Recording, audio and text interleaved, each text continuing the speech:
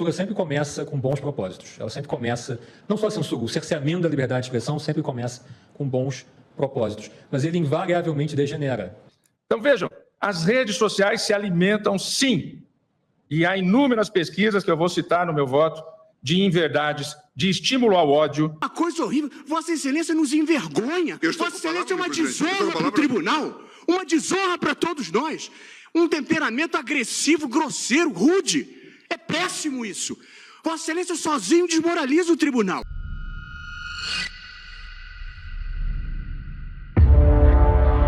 Olá, polêmicos, tudo bem? Essa semana o STF tá julgando as redes sociais porque elas são muito mais perigosas do que os traficantes.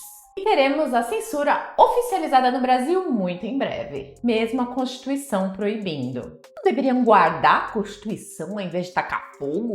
Mas o embate da semana foi o advogado do Google detonando os censuradores.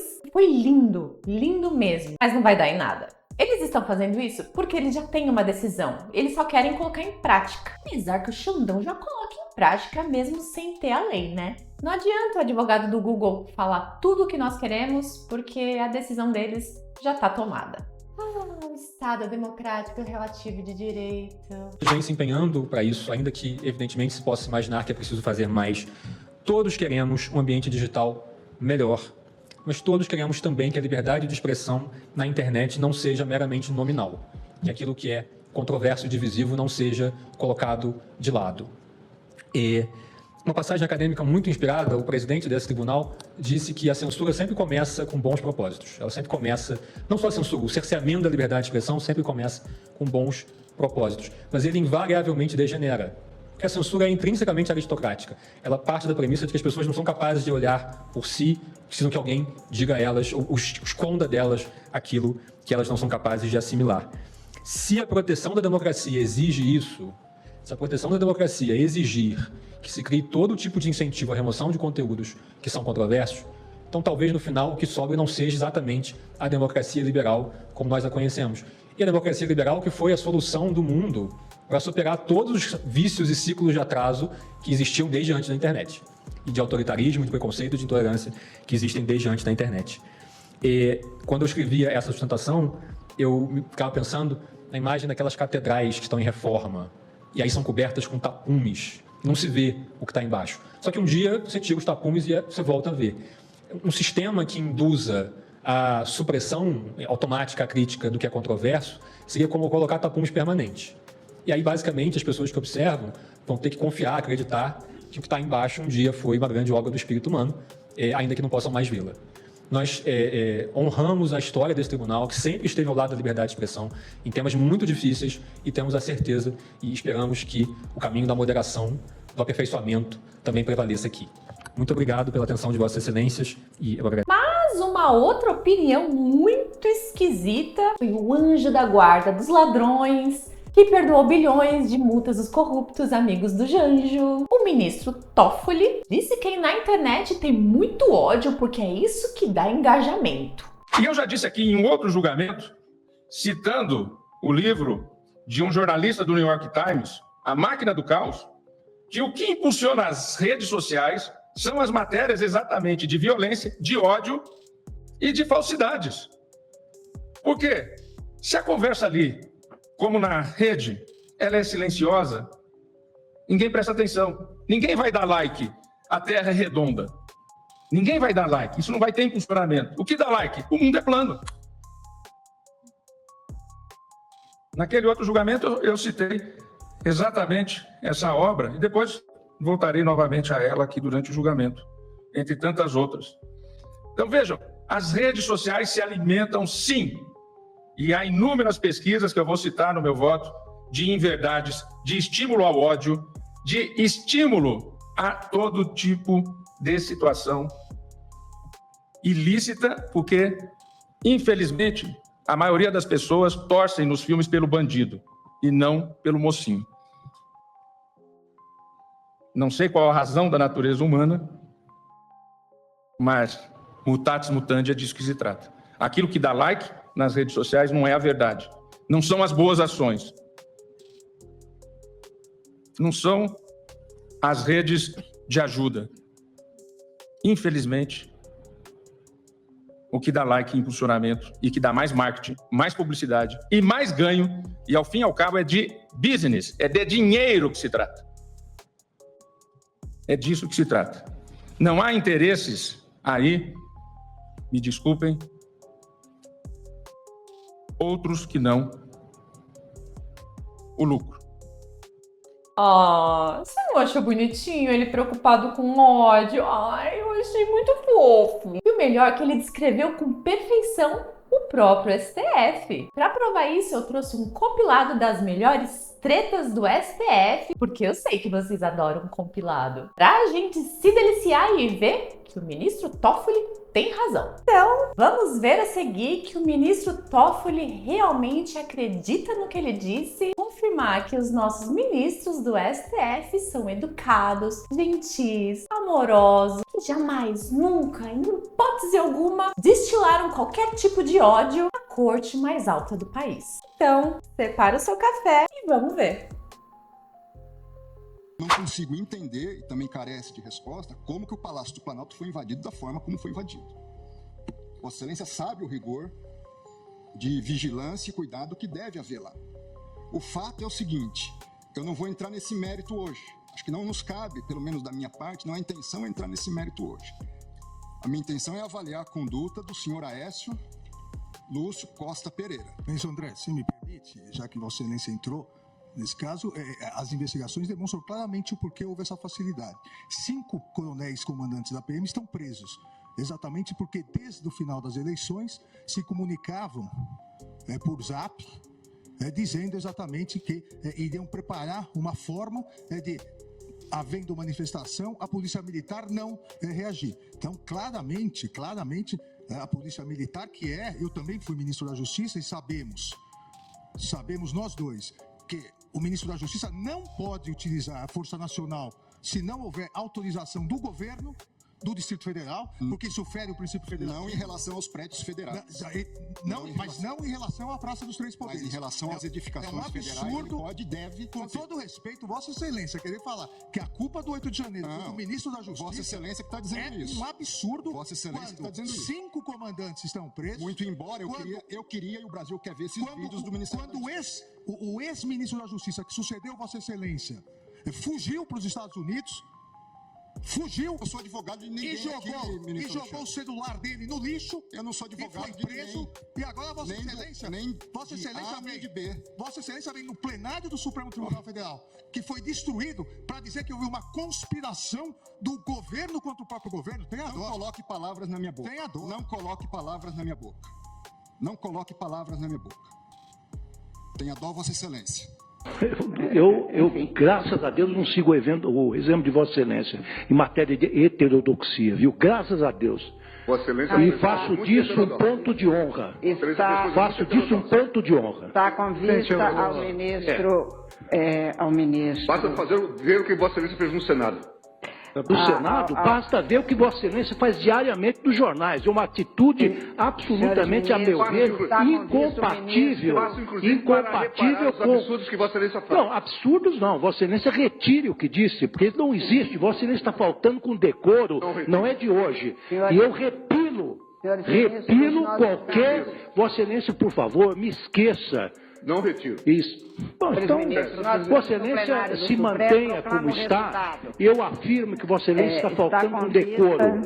Aliás, eu gostaria de pedir, sinceramente, ao eminente revisor, se seria possível a Sua Excelência distribuir o seu voto antes do início da sessão, como eu tenho feito, porque facilita o debate. Ministro, não é praxe isso, e meu voto está justamente em função do fatiamento, está num permanente fazer e refazer-se. E eu tenho tomado cuidado de incorporar de última hora, inclusive, as observações sempre judiciosas de Vossa Excelência, e, portanto, eu não tenho o voto pronto antes do julgamento. E não posso fazer. O ministro Lewandowski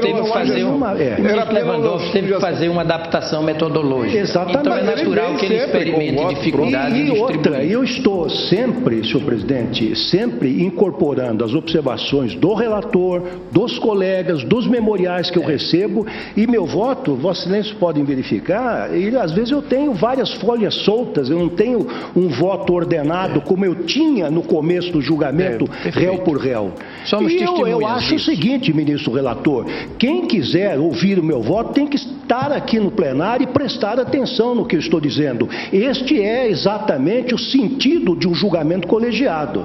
Data Sabe venha. muito bem que nem sempre, quando a leitura porta sobre textos muito longos, nós temos condições de absorver tudo. Anteveja esse tipo de manobra, porque não se pode fazer isso com o Supremo Tribunal Federal. Ah, agora eu vou dar uma desperto e vou conseguir a decisão do aborto.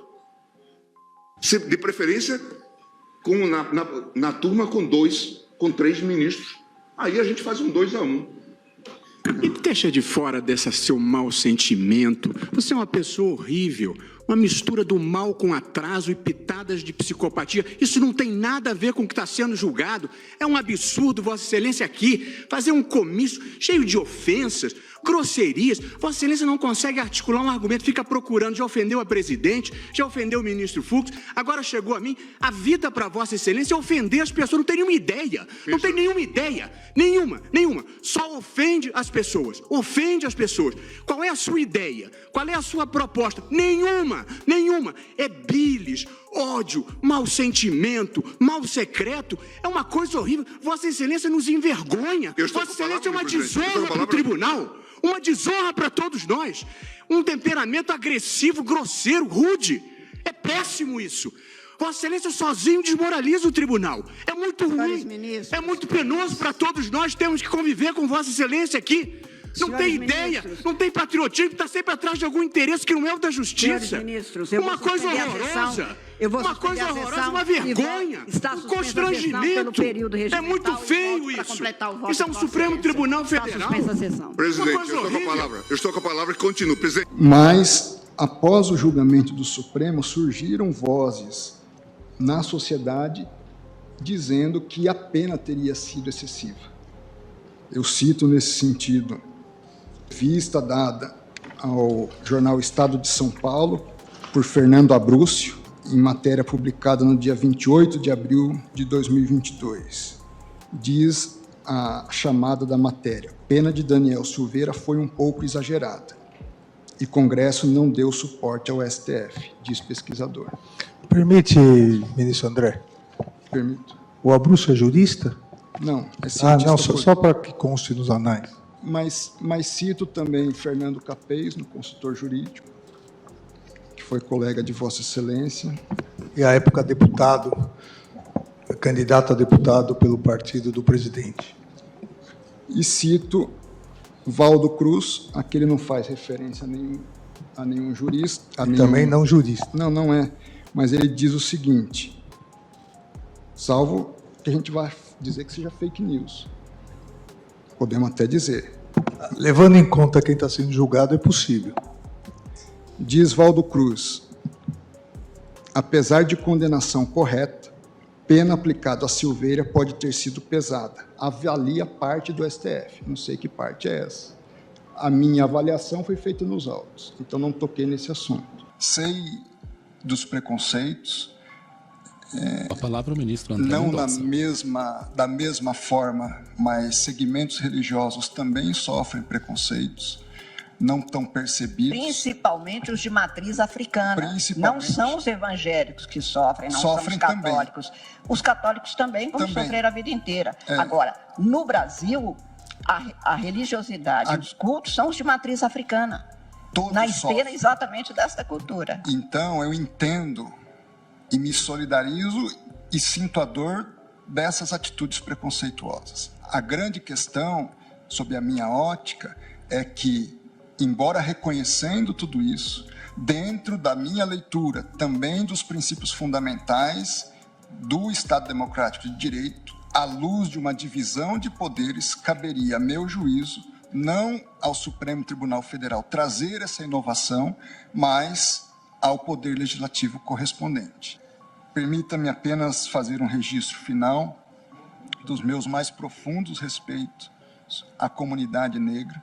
Nós somos um só povo, uma só raça, uma só nação. Mas apenas para dizer, ministro André, e aí como uma das iguais brasileiras de um só povo, que nós mulheres, os negros, os indígenas, os deficientes, entre tantos outros, somos parte deste povo, que não é um só, porque a Constituição garante a igualdade na forma, mas é uma construção permanente e pode ter certeza que quando eu digo que a gente sofre discriminação, é um sofrimento na nossa dignidade. Somos mesmo um povo com muitas desigualdades. Apenas para reforçar, eu acredito que à época dessas declarações ainda havia inquérito em tramitação sobre o assunto. Não, já havia sido encerrado há alguns anos já. Eu, inclusive, à época era secretário de Justiça, foi lá atrás. Existe inquérito em Minas e São Paulo, ainda da relatoria do ministro Celso de Mello, do qual eu sucedi. Por isso que eu indico que ainda esse assunto... Desculpe, ministro Cássio, isso já está encerrado em São Paulo. Até porque não há ninguém com foro privilegiado em relação ao assassinato ocorrido em Santo André. Não consta que nenhum deputado, senador tenha participado. Não me reporto ao assassinato em si, e sim aspectos que dizem respeito à relação do partido com o crime organizado, e isso ainda, à época, havia tramitação, e eu me recordo porque eu herdei esse processo ainda da relatoria do ministro Celso de Mello, mas não é especificamente em relação ao assassinato, não é isso que eu me refiro. Aquela senhora do centro de uma cidade pequena que vende o milho e que todo mundo a conhece, é uma figura quase que folclórica na cidade, querida por todos, e os partidos a disputam e a convidam para participar do pleito. A partir do momento que ela se filia, há um completo abandono do diretório municipal em relação à candidatura. Então a gente precisa ter um pouco de empatia com essas mulheres que se candidatam e são abandonadas pelo partido. Nunca participaram da campanha eleitoral, não sabe como percorrer esse caminho durante o pleito. Vossa Excelência, como eu, talvez mais eu do que Vossa Excelência, conheço o que é uma vida no interior, no interiorzão bravo de um sertão mineiro. O que a gente quer, nós mulheres, não é empatia, é respeito aos nossos direitos, mas é preciso e é essa a educação que a Justiça Eleitoral tem a tradição de oferecer, de reconhecê-la como pessoa dotada de autonomia e capaz, sem precisar de ser amparada, cotejada. Isso é o que nós mulheres não queremos, ministro. Com todo respeito, eu entendo quando Vossa Excelência afirma de uma forma que soa para nós mulheres quase paternal, dizendo é preciso que tenha empatia. Não, é preciso que tenha educação cívica para todos os cidadãos brasileiros igualmente participarem livremente, autonomamente, com galhardia das campanhas eleitorais, da vida política de um país. Não é considerando o que nós temos considerado aqui, e esta é uma ótima tradição que vem em benefício da igualdade constitucionalmente estabelecida e que nós tanto almejamos, porque nós mulheres sabemos exatamente o que é ser tratado em desvalor. Não é desvalorizando e achando que mulheres são coitadas, porque coitadas não somos.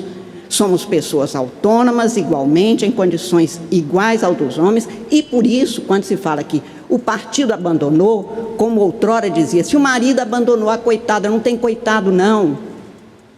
Nós não queremos ser coitadas, nós queremos ser cidadãs iguais. Muitas vezes, coitados são homens e ninguém assim considera. A desigualdade, ministro, está nesse tipo de tratamento. Por isso a ação afirmativa. Por isso agora eu tenho postulado uma ação transformativa, de nos olhar com respeito e considerando que somos capazes. Mas e você? Gostou desse compilado? Ou o chororô dos esquerdistas quando o Trump ganhou foi mais engraçado. Eu, particularmente, adoro uma treta. Não é à toa que a gente tá na zona de polêmica. Deixa aqui nos comentários o que você acha mais legal. Se você gostou desse vídeo, se inscreve no canal, deixa seu like e compartilha com o máximo de pessoas para que eu possa continuar trazendo conteúdo engraçado, divertidos e interessantes. Até amanhã e